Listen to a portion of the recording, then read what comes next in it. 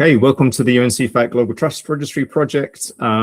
This is the standing agenda sort of pages that we have for each of the meetings. There's a code of conduct and intellectual property rights that are well known to all of us on the call at the moment. They're all part of the open development process of the CEFACT, and the links, should you be able to click them, are on this slide, and you can find out more about the IPR and open development process. The schedule for today is the same as it has been for a few weeks now, a few sessions now, where kind of quick recap on anything that's important from previous meeting minutes, schedule and deliverables update. Actually, we'll have some content this time. And then we'll quickly look at sort of mergers, commits, and issues. Well, not quickly, that's the main guts of what we'll be doing, kind of what work needs to be done, and what have we done since we last spoke. I'll flip now to this. I'll flip to this view, but we'll actually do a preamble that Alina and I can contribute to. So over the last 2 weeks, Alina and I have been part of a conversation with Steve Capel and also with Kaloma, who's the secretariat for the CEFACT Bureau, on kind of, are we ready for public review? What do we need to do to be ready for public review? And should we consider also the need to produce a recommendation, which has this sort of particular meaning in the CEFACT world? So I'm going to summarize it, what I understand, Alina, and see if you agree with what I think is the case. We are, Steve Capel is supporting and saying we are near to public review, that he's given us a few comments to address. He went through the site again and has a few comments. We'll look at those in a bit, but there's some comments he'd want to address. But otherwise, yes, we're ready for public review. And the other answer is yes, we are likely to need to produce a recommendation. Actually, this is one of my main questions in the last minute adjustments I was making. So we can talk to clarify this point. Yes. Yes. So Alina and I were in a sort of CC'd on emails being exchanged by Steve and Kaloma about the issue, and about the tactics or strategy, what we needed to do. The two main things from Kaloma was a reminder about the kind of working backwards from the 2nd of November plenary date, needing to have a certain number of days where the document is open for accessible by the attendees, and therefore they're ready to give their response at the plenary. And I think the total number of days is quite significant, like 120 or something. It turns out that I think we've got like 2 weeks or something. We would have to do something, I think, by the end of June is what I've roughly calculated, to have things with enough sort of time that I think Kaloma was talking about. So it's quite a push. Steve's reassurance was we have most of the content ready for it, but it have to be sort of formatted for a recommendation, which is a standalone document, like it ends up being a PDF on their website.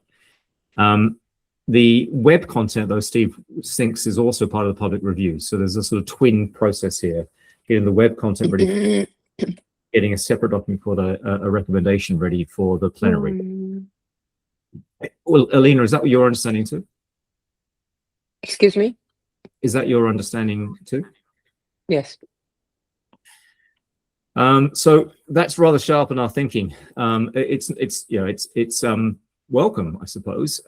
It's what we've been looking for, and it's brought into focus a few sort of changes and bits of work that need to be done. The work that has been done recently, I suppose, the last merge request just before he went on a so Sangasham's been doing some work, as you well know, in the background.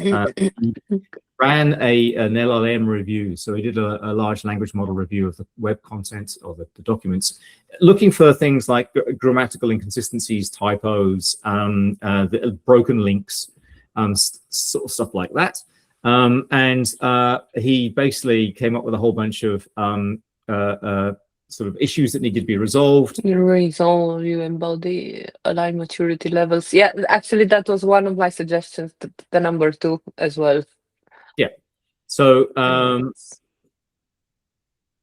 those are all I think addressed. We can see the changes that were put in, but it's entirely possible that some things that we thought had been addressed, these were all the changes that were made in the merge request. There's a number of most of them were in little like typos and other things inside the glossary. No substantive changes, broken links in a few places, that sort of stuff. Anyway, that was a merge request that happened over the last 2 weeks. So the aim wasn't to change in any substantive sense the content, but to actually just remove errors and typos and stuff like that. The new content, the new work to be done. So what I've done, Alina, over the last few hours is to take the email from Steve. So Alina and I were party to an email from Steve saying, look, I think you guys need to do the following things.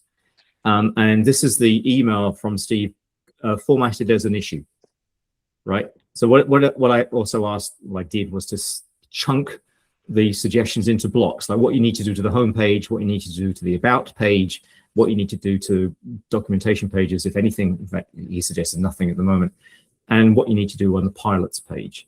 So what I've then done is to produce 3 child items, tasks to be done to fix things on the pilots page, fix things on the about page, and fix things on the home page. I haven't done them yet, but it's only been a few hours. So that's sort of how I've chunked up the work to be done. It's probably worth a quick sort of discussion on what those things are. So the fundamental thing that's happening is we're going from a so this is our web page. I'll put my hand up as being guilty. I designed this web page and the content as an active project for project members sort of document, right? It's a, you know, we're all working together on this, and how do we understand what we're doing? And that was kind of what it was originally kind of structured around. So this section on the about the project originally was really quite focused on schedules and the open development process and all this sort of stuff. It gradually has become more to do with explaining the outcomes sought by the project and other things. But what Steve's basically pointing out is that if you declare yourself open for public review, then in a sense it's changed the perspective of the web page content to be one where you get people that haven't worked on this, haven't been part of our discussions and meetings, are going to come in cold, and they're going to have to see content that makes sense to them. And the sort of people that Steve was saying we need to be conscious of are things like registrars and technologists perhaps, but also perhaps government bodies and members and so on. So that's sort of what he was sort of saying is the focus perspective. So if we go back to his content, he's saying update the page to explicitly convey what grid is and why a member state should care. So you'll see on this one, we've got this lovely, I think it's lovely, no, not me, maybe other people don't, but nice little image. And it says towards a, but there isn't anything else like a sort of text-based description about what the page is about. Whereas if we go to UNTP, the UNTP homepage has this bit here, right? It has a bit of text that says what UN Transparency Protocol is. So what Steve is saying is do more like that, you know, put something on the front homepage that says what the project's about, what the outcomes are. He also wants us to echo somewhat what this structure is, where there are potential stakeholder interest groups that are represented by these 4 blobs at the bottom here. And on our page, I just whacked in the sort of approach to the project that we were adopting at the beginning. And what we will do is change these to be kind of stakeholder groups of interest, like registrars, industry participants, software development companies, whatever, those sort of groups, and explain why they might be interested in grid. And that's all in this sort of stuff here that he's talking to. I had a little chortle. This will be on the recording. I had a little chortle because he was saying, people won't understand the diagram. And this is the diagram we have, right? And I'm thinking, how would they understand this diagram? But never mind. It looks nice. Does it? I don't know. What is it? Yes. It's very actually interesting, I would say. Yeah, whereas with our diagram, there is actually stuff you can talk to about this diagram. But anyway, so there's a bunch of things to do around that sort of idea around making all this content much more understandable by somebody who's coming in cold, rather than somebody who wants to know how to participate in the project or whatever. Those things are going to be kind of pushed to another section or another area, and we're going to bring to the front the stuff around what the objectives and all that sort of stuff. Similarly, on the about page, which on our current pages here, the about page, it has a bit about the project and the grid objectives and some things, and it's got this monstrous mermaid sequence diagram, right? I was secretly quite proud about how I produced that, but now, as Steve's rightly pointed out, we should snap it into bits. And the obvious bits to snap it out are these blocks where you've got kind of chunks of activity that are happening. And so there's some very sensible suggestions that Steve's making about how to improve content. He's suggesting that we might want to do this, a link to this conceptual video that he's done, a 6-minute video about kind of the business case for the whole of UNTP. There's actually a little break in that video that he needs to fix, but it's basically a video that's talking about the whole business case, why it's worth doing. So that's a whole bunch of work to do. I'm very happy for others to do it. Now, Alina, you were saying you've also got things you want to be doing on the content. Yes, actually, some of them are similar to Steve's suggestions. May I share a document so that I don't need to read everything like a university exam? Do you want to share? Yes. Do you want to share? Yes. Yes. Okay. Yes. Yeah. You've got. I'm sure you can do that. I can stop presenting, but I think you can actually kind of present over the top of me. Yes.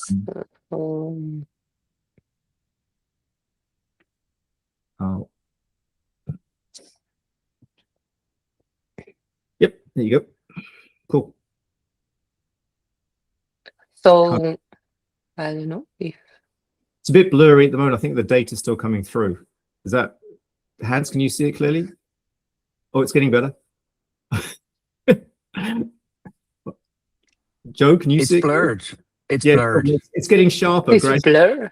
Little by little. I don't know if it's the now it's okay. Now it's just take your time to travel. My main concern is, okay, it's not a big concern, it's a small one, is that we were provided 6 deliverables by the Secretariat, and I think we should align or match the ones we have been provided with our current names, at least. And I feel that the first and the second one could be either one or the other option. Either rename each document with the official deliverable title, either option number 1, add a mapping somehow to the Secretariat 6 deliverables, so it's not confusing.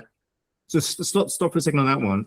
Have you seen the section which is exactly that in the documents as they stand in the web pages?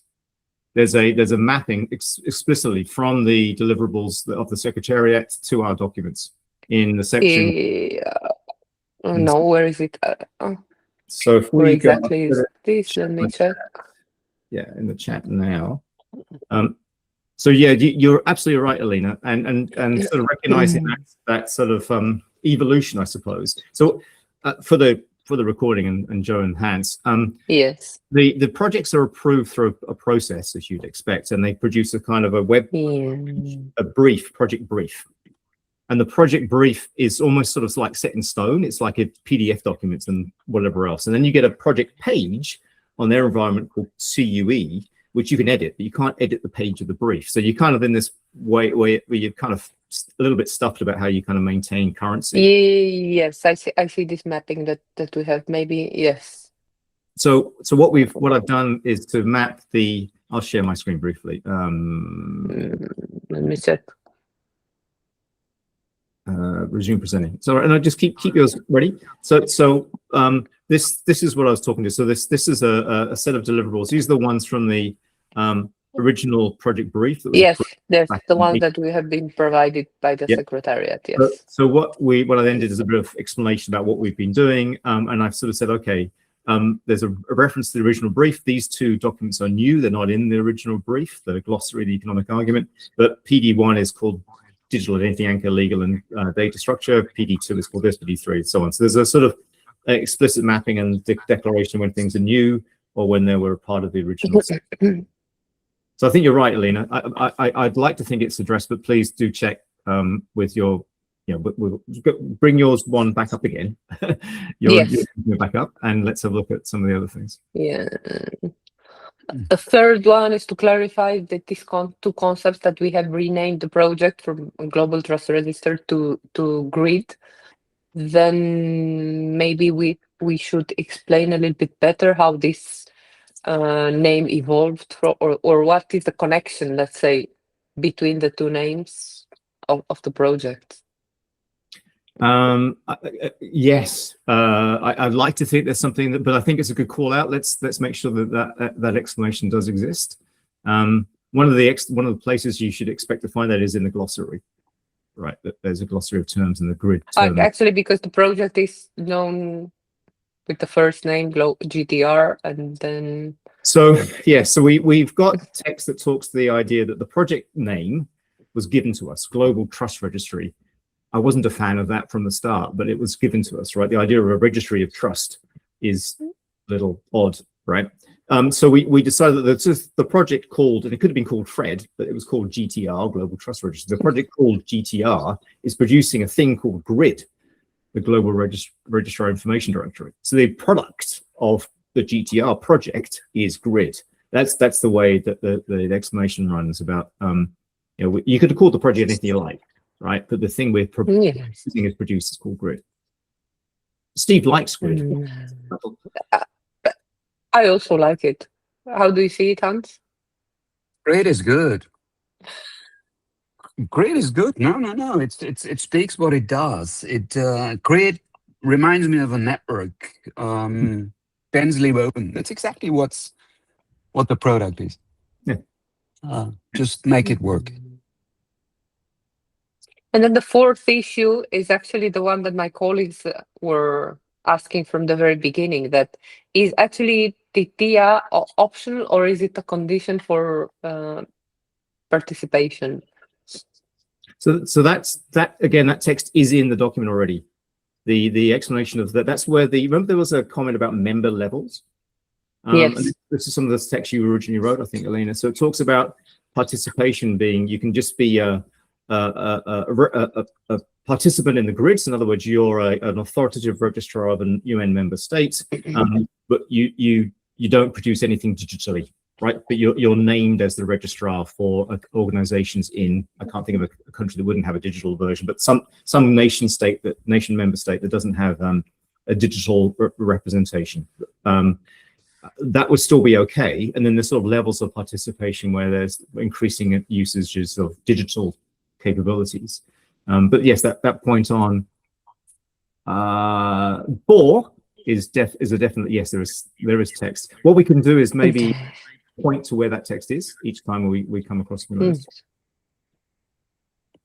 And then the fifth issue, actually, my superior, the new one, because now we have a new superior, which is the director of the International Affairs Department.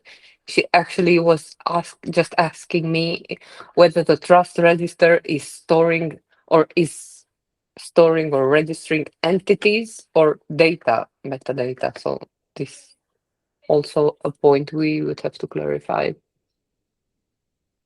Okay, I mean, we already have words that say explicitly that. So I'm not sure how else we add things that already exist, other than referencing where it already exists in the document. So what we could do to satisfy your colleagues is to say C section, whatever. Yes, I think we also have this. I cannot remember now exactly where, but I think we do have. Okay. Do you guys want to create issues for each one of these, or obviously if they need to be fixed, then an issue is how you fix it, right? So what I did with Steve, good question, Joe. What I did with Steve's stuff was Steve's stuff had a bunch, as you saw in that issue, a bunch of comments, right? So the way you can do it is to take this text that Lena's got, create an issue, and then you can create child tasks from the issue. So you could create, I don't know how many there are, 10. If I can see the number 10 now. Right, okay. 10 child items. And you can kind of close each one off, and when all 10 are closed, then the issue is closed. But you can do that sort of thing if it's helpful to manage the process of closure. I think it's I suppose the only point is if there's something that you want to fix but you're not going to fix it now, then you create a specific issue and then leave it open. Yeah, and it gives you that, you're right, and it gives you that traceability about how you've handled. It's a bit like Joe and I came from an old school of review item disposition type stuff where you decide how you handle the thing, and you could handle it by explicitly addressing it, making a correction, or you could handle it by saying, we're not going to handle it. It's sort of, but you had to handle every one of them. And I think that's what we need to do with this, is to have that traceable Here's how we address this, or why we can't, or why there's another way of addressing it. Okay, sorry, carry on, Alina. Okay, so sixth, I think it's the same as Steve's one regarding maturity level. He was suggesting this as well. Okay, and then the seventh, separate BRS recommendation guidance, technical schema, and pilot documents. Okay, because some documents combine all sorts of issues like legal, technical, governance, implementation, contact. For example, the digital identity anchor document includes the part I was working on, like legal requirements, but then technical as well. I don't know how. Of course, this is regarding the content, more the content of the documents. Yeah, pause for a second, if you like. I think one way we might be able to address this is by a clearer labeling of requirements. So we had this idea at the beginning of using the classic, should, will, whatever. There's a sort of IETF, Internet Engineering Task Force, set of descriptions of how you manage the wording for a requirement. To restructure all of the content to like this is a mountain of work. Yes, I know. The answer to that is no. This is not an option. This is not. No. So what you can do though is make it easier to extract the requirements as a set of requirements out of the bodies of the documents. The requirements make sense in context, right? And the preamble and postamble about the requirement helps understand why that requirement exists. If you just have a requirement specification, it's not always easy to know why there's a requirement. I mean, at the end, they're all related, legal and technical requirements. That you cannot separate 100%. This is clear. Yeah. So I think we handle that. I think it's a good call out, right? I think it's a good one, and I think we have to go through and just double check how we've used the shalls and wills or whatever other words we use to make sure we're being consistent, and preferably a way of indexing them. And then the eighth, as we have decided that at the end we were going to create or produce a recommendation, then maybe we could refine the wording a little bit so that it goes in this direction. Yes, so I'm privy to Steve's. I think you are too, actually, Alina. Steve's reminder: we will have to produce a separate document, no matter how good our web pages are, called a recommendation. So it could be that comment is addressed by the fact that a separate document called a recommendation distills out of all the web content the elements that are the recommendation elements. So the idea is to produce another document called recommendation apart from this one. Yes. Okay. Yes. Yes. So, but that sounds like a bad news story, doesn't it? But the good news about the bad news story. No, it's not a bad news. Actually, the opposite. Okay. So so that we will, because of the way the UN CEFACT publishes all of its documents really, so even if it was a BRS, there's a PDF that's in a set of business requirement specifications that they list on their web pages.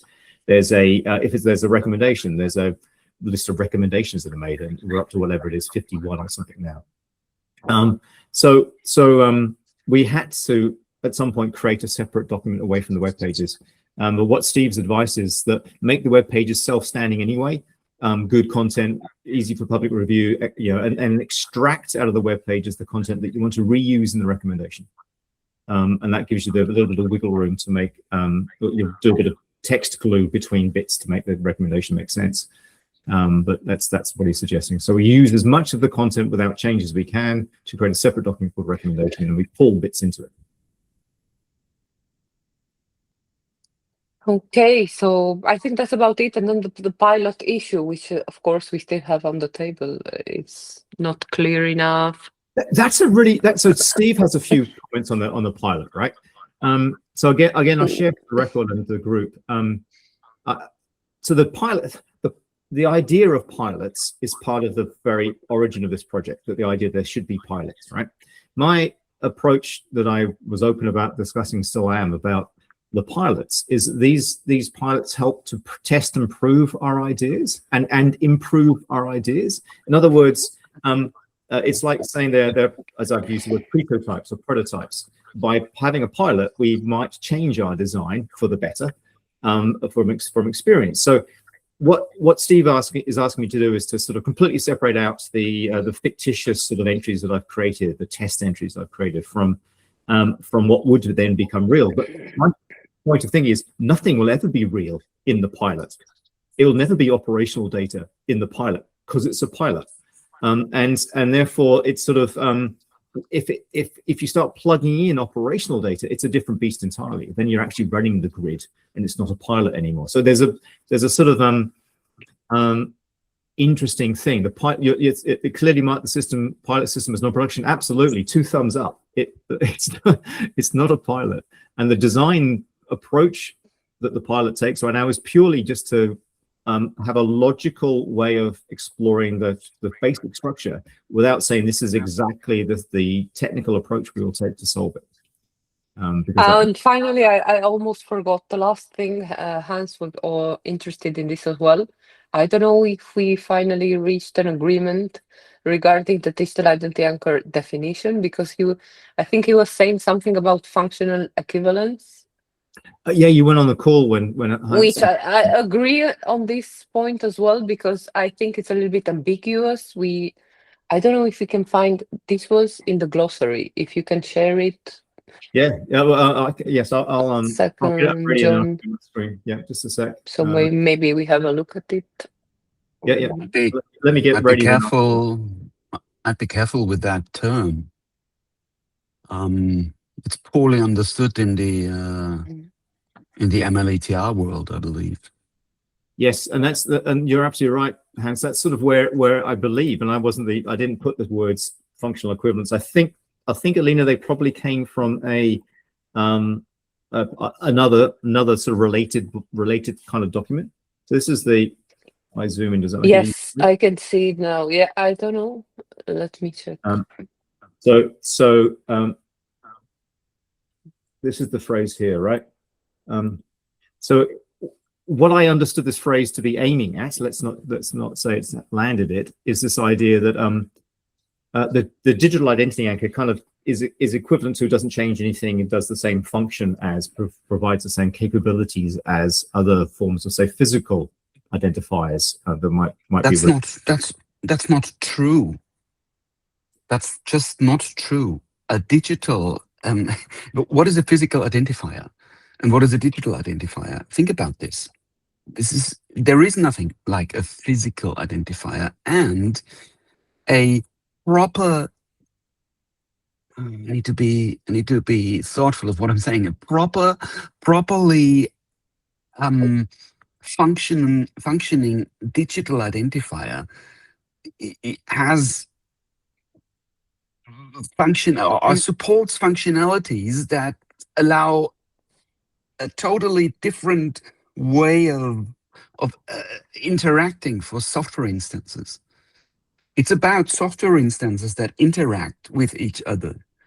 So I agree. I mean, I know what the intent was of this wording, and I agree with what you're saying, Hans.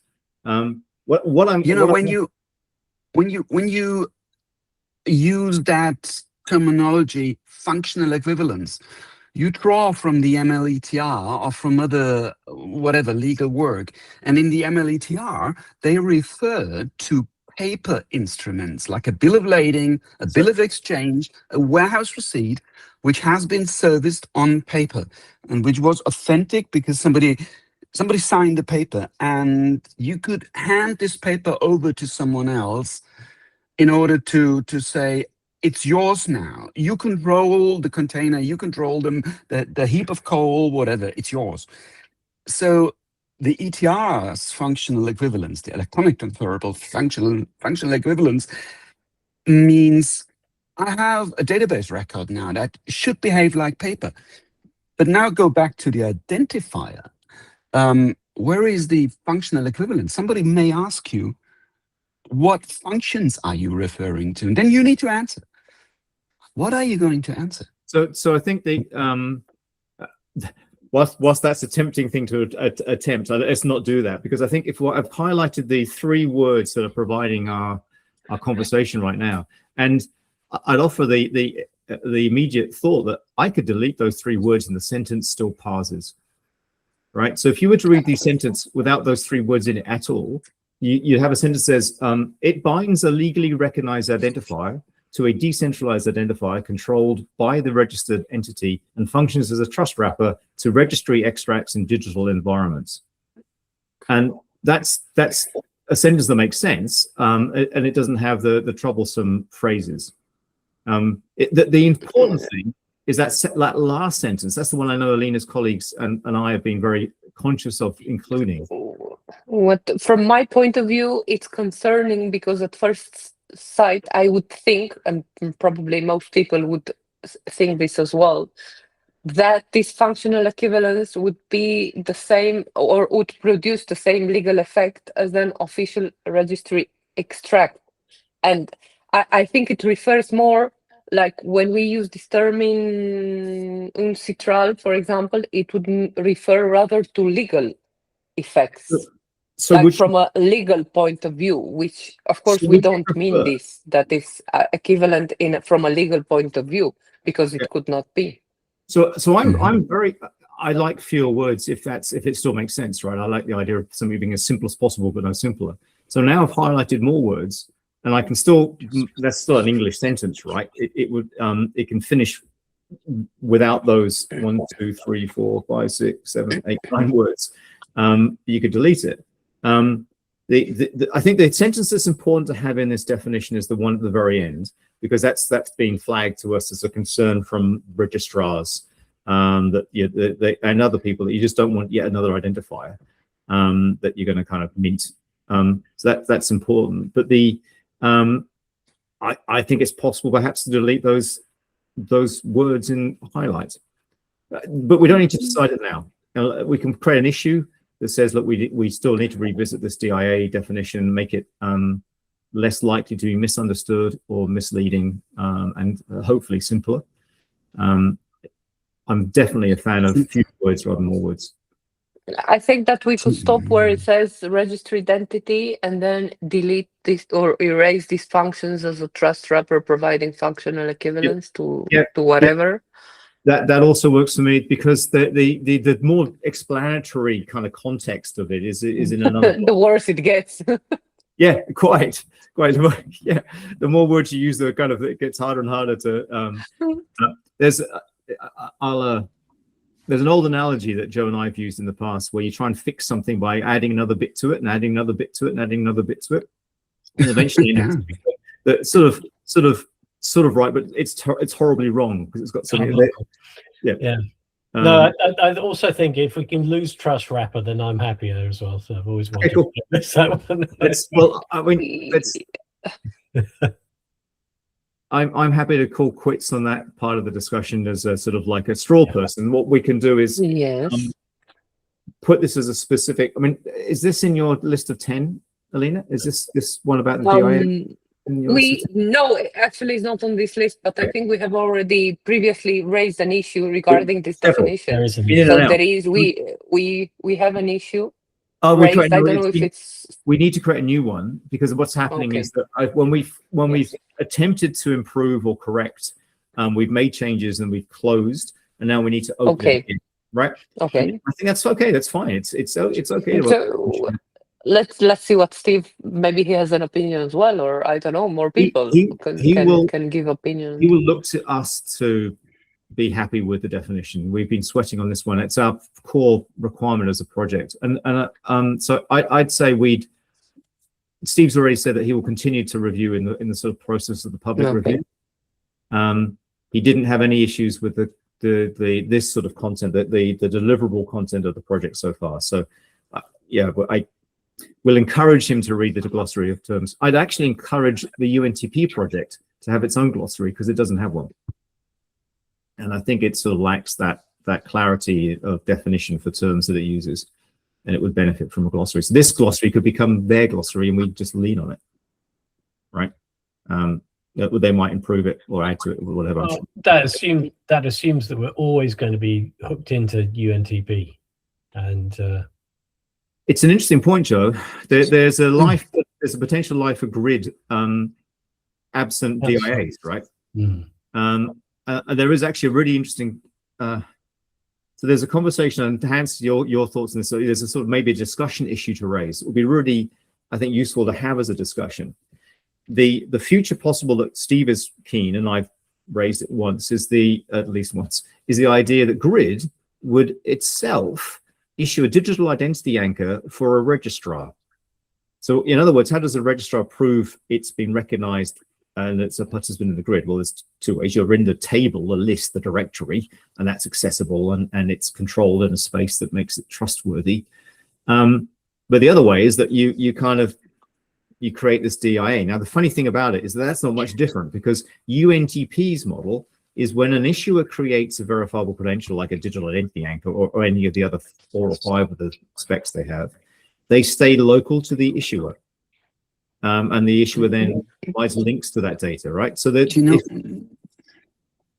what you're saying, what you're proposing now, if I don't get you wrong, and I'd be supportive of that, because it became a lot more likely that the world is starting to use that concept. So what you're proposing is that the Grid builds a unified way, a unified identifier that then the national authoritative registrars or the authoritative identifiers can just be attached to as a data source, and that anyone who builds software or builds trade systems is pointing to the Grid, and then behind the Grid hangs the authoritative register identifier. That would unify the way I build software. I have to build software, and every time I need to ask a who question, I'll just go to the Grid and rely on what's in there. So that's that. Yes, right. Yes, let's carry on going, because there's a point I want to get to, which I think is interesting, right? So the UNTP model is the idea that because of the way that the linked data structure needs to work and the traversing of this transparency graph and so on, the data stays effectively local but accessible to the issuer, and other parties can find it through this sort of exploration of the links of the... What do you mean by local but accessible? Local is where? So our normal model for verifiable credentials, the W3C data model, is the idea that an issuer sends a verifiable credential to a holder, who then at request presents proof of the credential to a verifier, right? It's a sort of 3-party thing, right? And the difference with the UNTP model is that the issuer is typically, so a company now, let's make it an organization, make it kind of real, is declaring stuff around its products and around its processes. It will have a recognition about its legal entity status from a registrar, but it doesn't issue that itself, but it does issue itself things about its products and other claims, and it puts those in an accessible space that he then tells its its customers, here are my proofs. So the customers read the proofs, if you like, in the local space of the issuer, of the organization that's making the claims. Well, the customers will read probably verifiable credentials that contain master data or transaction data. And then the customer wants to know who has issued this verifiable credential. Is it the company that I believe to be interacting with? Yeah. So that I don't want to get drawn into details of how the stuff works, because you need to read the UNTP spec to sort of go into what I want to agree with you. What I want to get to a point is an architectural observation, right? A macro architectural observation. The macro architectural observation is that approach, whilst attractive from a linked data point of view, is fragile. If a participant goes down, you can't reach its data. You can't verify stuff, right? So back to this idea idea for the Grid is that it's if the Grid goes down, the registrars are still up. They're still doing stuff, right? Now, if the Grid holds the proof that a registrar is part of the Grid, and the Grid has to be up for you to find it, that's not so good. Now there are answers to that, because we would be like the EKO PKD. You can download the list of the public keys used by the registrars from the Grid. It's signed by the Grid. You could download a copy. If the Grid wasn't up, you have yesterday's, right? And that might be good enough. Or you deploy it into a decentralized ecosystem that right? largely comes up, but or what's you, the point? why can't you give the DIA that you're keeping locally also to the natural owner of this DIA of the registrar? They can't remint it. You're signing it with your keys. They don't own your keys. It's like they may as well. So it's sort of like anyway. It's not for now, but it's a sort of anti-fragile kind of thinking about how do you. I think that's an interesting thing that says pilots will have to decide how they're going to design their that's it. their process, right? That's why I want the pilots to Pilot need to be play with this. Yeah, exactly right. Test resilience and other challenges. Are we happy with the daily download or whatever with the frequency down? As usual, the use of these DIAs will be dependent on the volumetrics of the transactions and the way in which it's doing. So the pilots will have to have that sort of design flexibility to be able to choose which way to do this. Do you know what? I'm about to design a pilot project that will entail or will contain a bill of exchange that is being automatically accepted when a certain Incoterm is reached. So, for instance, free on board, the merchandise is being loaded onto the first sea vessel. The Incoterm is fulfilled, the risk passes over, and this triggers the automatic acceptance of a bill of exchange. So you're in it, you need to pay for it once the risk passes. Mm-hmm. I think I could let the UNVTD project this description as a contribution to their trade finance issue or use case. They can build it, and they can or have anyone build it, and then we'll compare. We'll compare how this build compares to ours, to what we build. And this would probably be the market decides contest that Steve and Nis are always talking about. Yeah, and I think I'll just chip that in.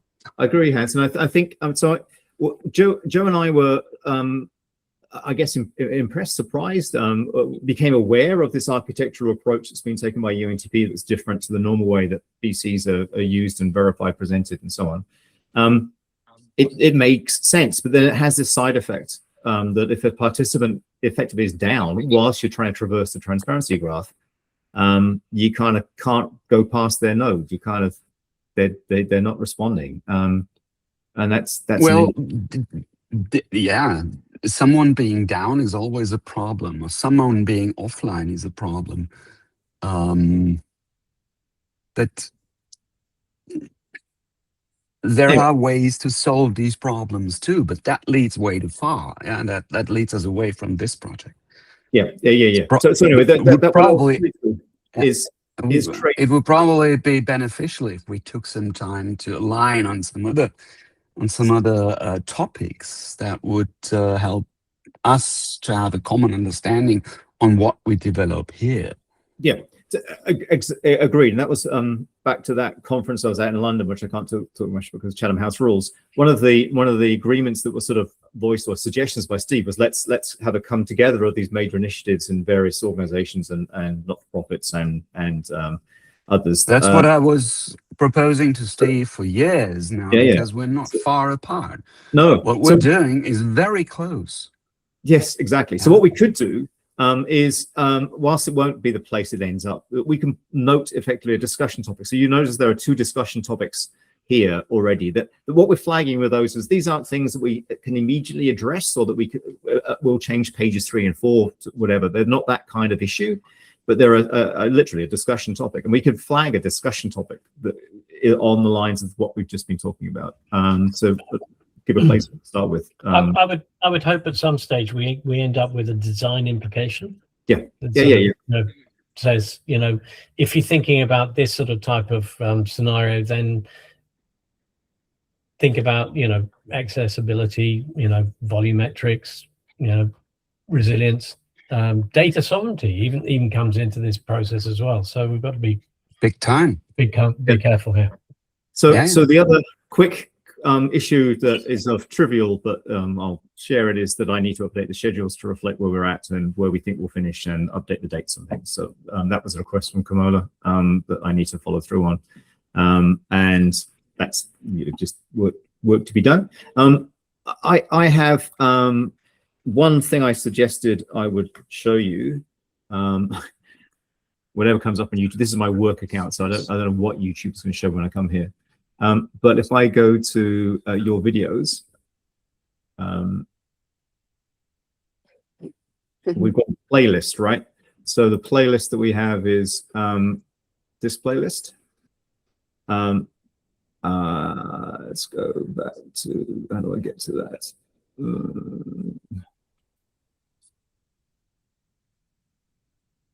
So I'll just show videos. So these are the videos that are, Suzu doesn't create YouTube videos, generally speaking. We just needed a place to make these accessible. But you can see, surprisingly, 18 times that meeting has been viewed. 24 times that meeting has been viewed. I don't know who's watching these things. We're getting famous. 22. And somebody gave it a like. What?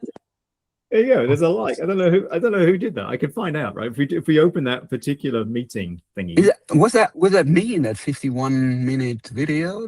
Yeah, there's an image of you, I think, in this thing. You'll see a little sketch of you in the things, right? So where's that like? I'm not doing very well navigating this, am I? Be careful what you agree to, Hans. Yeah. So I'm getting nervous. Really nervous. Yeah, there's a thumb up. I don't know who gave the thumbs up. It doesn't actually have an identity next to it. Anyway, there you go. Well, it's only 22 people who could be. It's not a big Probably number. 23 now that John's opened it. I haven't watched it. Does that count? I don't know. 22 views 4 months ago. Yeah, but 22 views in 4 months. That's like Quite something. That's one view every week. Two. People anyway, need to so yes, know our videos are. So the process we follow is the recording creates a transcript. The transcript creates minutes of our meetings. So the minutes of our meetings are also available. So if we go to documents, meetings, or other meetings, you'll find the previous meetings are in here. And so for example, Hans, you're in this meeting that we had on March the 14th. There's a summary, and by all means, if you find anything incorrect in these notes, they're typically auto-generated by the transcript engine and then created into minutes. I then check for spelling errors and stuff, but I don't generally make any other changes. I'll tell my AI agents to check it for me. I would, your people can speak to our people. But that's it. So that also has in the meetings. There's a description about the where the playlist is. There they go. There's the playlist for the. So that might then open it to the right place for the playlist. Yeah, there you go.